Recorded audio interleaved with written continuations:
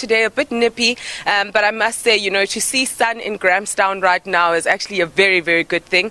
People out on the ground, at the markets, in the shops, throughout Grahamstown, in a very festive mood, very excited, very happy about the shows that are on display. As you've already alluded to the fact that there are about 2,000 items in order for people to choose. So, when it comes to variety, it's a lot. And obviously, unfortunately, it takes about 14 months for the team here to actually plan the National Arts Festival. But you cannot plan Mother Nature. You cannot plan the weather.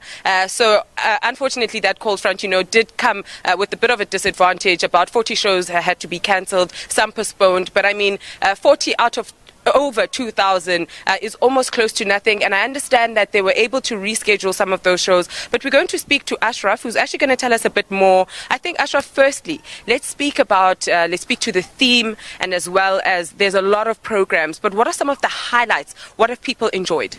My highlight absolutely was having Stephen Cohen on the program. Unfortunately, he's finished now. Another highlight coming up today is a new work by our featured artist Mamela Nyamza, Black Privilege, which opens tonight. So I'm super thrilled and super stoked for that. Also, we have over this weekend, we've got Reza Davet's African Gothic. We've got Moving to Dance with Ukubonga in Hlonipho, which is a whole series of dance works in the Great Hall. There's definitely something for everybody. We have a phenomenal lineup of theatre for all audiences, with the Acid Edge programs happening across the fringe. So there's something for everyone. And then, Ashraf, we do understand, there was a lot of negotiations with the municipality and Eskom, as well as the planning team of the National Arts Festival, to make sure that electricity is enough, etc. But when it comes to Mother Nature, unfortunately, Grahamstown was out of electricity in certain areas. How did you guys handle that? Very well, I think.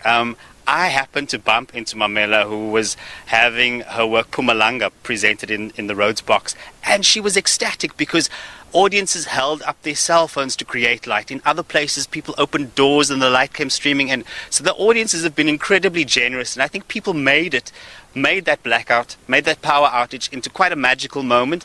And of course, we've had some space, some room to maneuver. Audiences have been very understanding. We've managed to reschedule, we've managed to refund, and we've managed to continue making this an amazing experience for everybody. Ashraf, right now we're in the township of Makhanda. Very new, yes. People are still referring to Grahamstown, but we do know the name change, Makhanda. Tell us a bit about, the National Arts Festival is felt throughout Grahamstown. It's not only, in your CBD or in town, etc., but it's right through the whole community. Tell us a bit about why we are here, how we are here. So we're in C Street, in Fingo Village at the moment. The Fingo Festival is going on. So yes, there's a lot of energy and attention directed towards the resource parts of town where there are theatres and gallery spaces, but the festival's curatorial team, as am I, very interested in finding ways of connecting with the town itself, with residents itself, and we had this wonderful proposal from Mklanguli George from Cape Town to do his Theatre in the Backyard project in Fingo Village, and that's why we're here. I've just seen Is He Mad, an extraordinary, moving, affecting piece of work to be followed by Wait Linda at 5 o'clock. And what I loved about this concept is a way of embedding the work that happens at the festival within the whole of town. So we also have Dakawa happening. We're bringing home Amanda Black tonight. So in as much as this is still a National Arts Festival, it is now the National Arts Festival Makhanda, but it also has Makhanda as its home, and it's very important for us to find ways to build relationships and to continue having the festival embed itself within its hometown, and that of course is now Makhanda. Thank you so much, Ashraf. Well, Peter, there we have it. Although there was a bit of a blackout and it has been very, very cold, we can tell you, in Grahamstown, but people are very excited. The shows have been continuing, and people are actually just making alternatives to make sure that they do enjoy themselves.